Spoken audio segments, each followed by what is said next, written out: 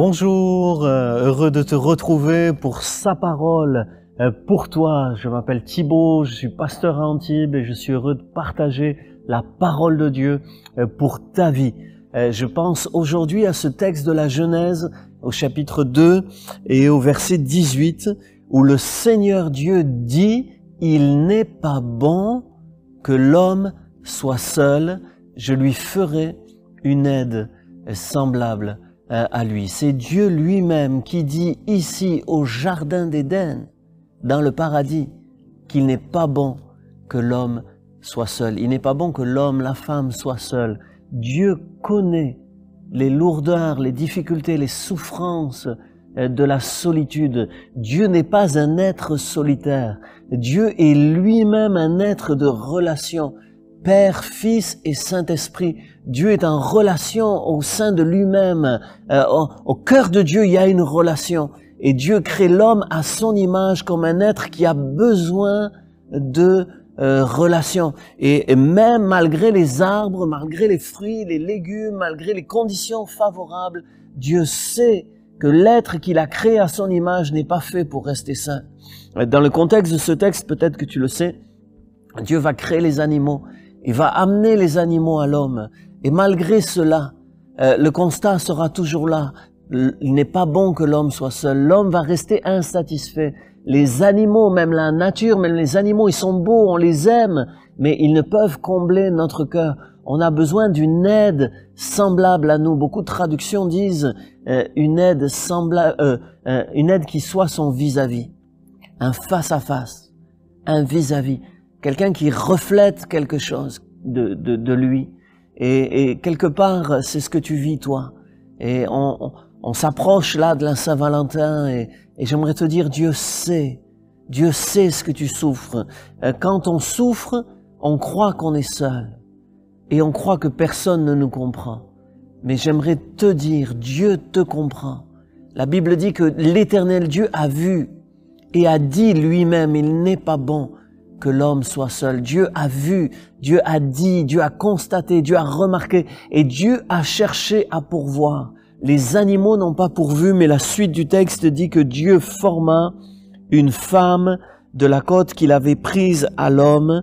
Littéralement, il a bâti, il a construit, il a travaillé pour que l'homme ne soit pas seul. Et le texte dit, il l'amena vers l'homme. Il l'amena vers l'homme. Et Dieu a un projet pour ta vie. Dieu a quelqu'un qu'il va t'amener, qu'il va mettre sur ton chemin. Bien sûr, le diable aussi peut mettre sur ton chemin des gens, un homme ou une femme qui peut t'éloigner de lui. Fais attention et du discernement. Consulte Dieu. Reste proche de Dieu pour voir si c'est lui qui te l'amène ou non. Mais Dieu amène toujours sur notre chemin, dans notre parcours, par un moyen ou un autre, la personne qui sera la bonne pour notre vie, celle qui sera l'aide, le complément, le secours dont on a besoin. J'aimerais, pour t'expliquer ceci, aussi prendre un autre texte dans 1 Corinthiens chapitre 7, sur lequel j'ai écrit un livre, Mariage, divorce, célibat, un autre regard. Et ce texte d'un Corinthiens 7 dit trois fois dans ce chapitre, le mot « bon » est utilisé à propos du célibat ou de la solitude. Dans 1 Corinthiens chapitre 7 verset 1, pour ce qui concerne ce que vous m'avez écrit, « Il est bon pour l'homme de ne pas toucher de femme ». Ici, il s'agit de l'abstinence de relations sexuelles. Au verset 8, à ceux qui ne sont pas mariés et aux veuves, je dis, dit l'apôtre Paul, qu'il est bon pour eux de demeurer comme moi. Et ici, donc, c'est des gens qui ne sont pas mariés, donc, ou veufs, qui vivent seuls, qui subissent la solitude. Et un peu plus loin, au verset 26, dans ce même chapitre d'un Corinthiens 7, « Voici ce qui est bon, à cause de la nécessité présente, du temps présent, il est bon pour chacun d'être ainsi. » Dans le contexte, il s'agit des vierges, de la virginité. 3 fois, il est dit, il est bon. Et en fait, en grec, c'est beau, c'est honorable, c'est digne, c'est appréciable moralement, c'est bien au sens moral. Et bien sûr, le message est différent que dans la Genèse. Dans la Genèse, c'est bon au sens, c'est pas bon. d'être seul au sens où c'est pas agréable. Dans le Nouveau Testament, c'est bon au sens où c'est digne. La virginité, l'abstinence sexuelle, le fait d'être seul, de pas se mettre avec n'importe qui, c'est digne, mais c'est pas agréable. Et Dieu sait que c'est pas agréable, et c'est ça que je voulais te dire. Dieu sait, Dieu voit ta solitude, Dieu voit tes combats pour rester abstinent, tes combats pour pas aller avec n'importe qui. Et Dieu est là avec toi dans cette affaire.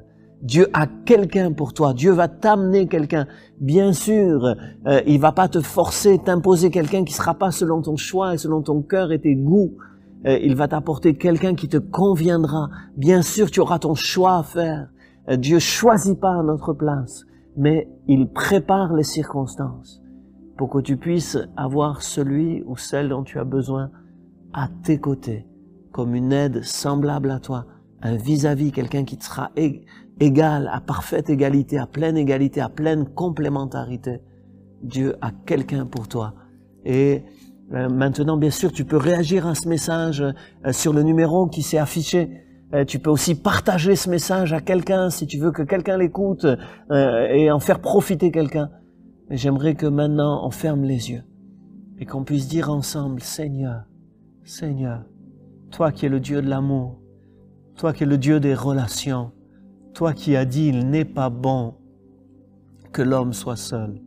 Amène auprès de moi la personne qui sera comme un complément, qui sera différente, qui peut-être me dérangera par ses différences, mais qui me complétera et qui me rendra meilleur.